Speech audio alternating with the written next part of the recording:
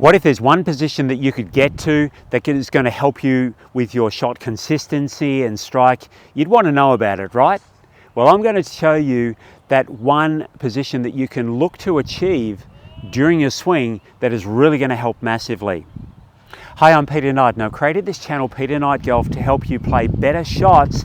And today we're going to have a look at this one position that you can achieve. Now, most of the time you'll do it with short shots, but it's also somewhat part of the full swing, and that's why we're going to practice it.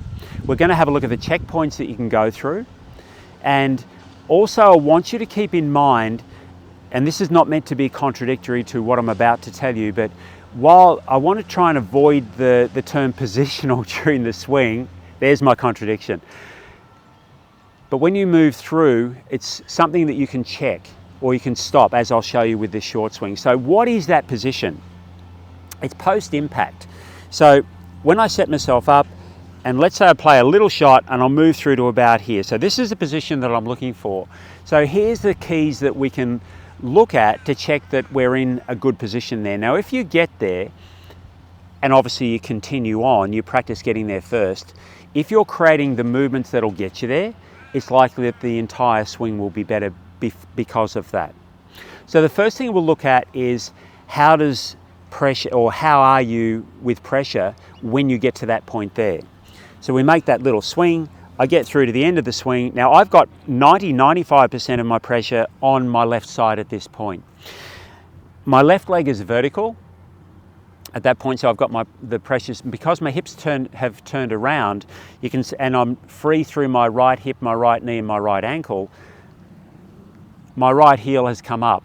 Now, of course it has to, because my hips have started here, my left hip started here. Now, not only is it further forward, but it's rotated. So of course my right leg has to be affected because of the movement there. So when I'm making that little movement, as I swing down and through, I'm allowing the pressure to move forward. Now, a couple of things on that pressure movement. The pressure movement is fairly continuous throughout the swing. When I swing the club back, from here, without sliding my hips sideways, I'm going to get roughly 80% of my pressure onto my right foot. And then even before I get to the end of the backswing, it's going to begin to shift forward. So I swing back, I might have about, say, 80% of pressure, 85% of pressure on my right foot at this point. I continue back. Now the pressure's only about 70. Now it's 80 on my left. I get through to this position here and it's around about 90, might even be 95%. So I'm getting this sense of how does the pressure shift, and I'm allowing my body to stop at this point. It's like I've run out of momentum, so I'm not sort of trying to do this movement quickly. I'm just allowing the whole movement to flow so that I finish up with about 90% of pressure on my foot here. When I'm doing that, you'll notice that my hips were rotating, and I've got checkpoints for my hips too. Now, in this instance, we've got a range of acceptability. So when I'm creating this motion here, my hips are turning back, I'm moving forward, my hips will start to rotate. When I get through to this position here, my hips have rotated through somewhere between about 30 to 50% for most golfers at this point here. Usually younger players, often female players that have naturally more mobility, they'll tend typically to turn a little bit more.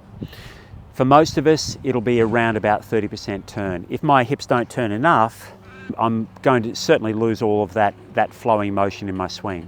As far as my upper body goes, if I look at where my upper body goes, it's also at this point here, it's going to be turned at about the same amount as what my hips have turned, about that 30% again. So as I'm moving down and through, the timing of the motion at impact, my shoulders are going to be somewhere between about being square, you may be 10 degrees open or something like that, and then through to about the same as my hips. So getting that sense of how these things are working is really critical. And in fact, I mentioned there that my shoulders and my hips are pointing in the same direction. Well, my club will be too. So as I'm moving toward the ball, the club is well out of line with my left arm, it's catching up, and at this point here, that say post-impact position, I've got my balance forward, my hips, my chest, my arms and the club are sort of all facing in the same direction. Now, a good way to start to develop this is by playing short shots. I've got a 6-iron here, so I'd advise you to use something a little bit more lofted, only because when I demonstrate the shot with the 6-iron, you'll see that the ball will fly quite low, which is fine. Having the ball up in the air seems it's a bit more fun to hit it up in the air, isn't it? So if I create that same little movement, I'm getting through to here. At this point here, I've got my shaft, my arms, my hips, my shoulders and my hips all facing off in the same direction. Now, when I got to that point there, it's like my movement had run out of momentum. So I didn't sort of have to try and add anything to get there. I didn't have to sort of feel like I'm stopping when I get there. I just ran out of momentum to get there. That's a sensation we want. The fact that I've run out of momentum means that I've coordinated all of the other actions of my lower body, my upper body, my arms and my club correctly so that they arrive at that point there. You'll find when you do that, you still need the coordination, the timing to allow the club to meet the ground and the ball correctly.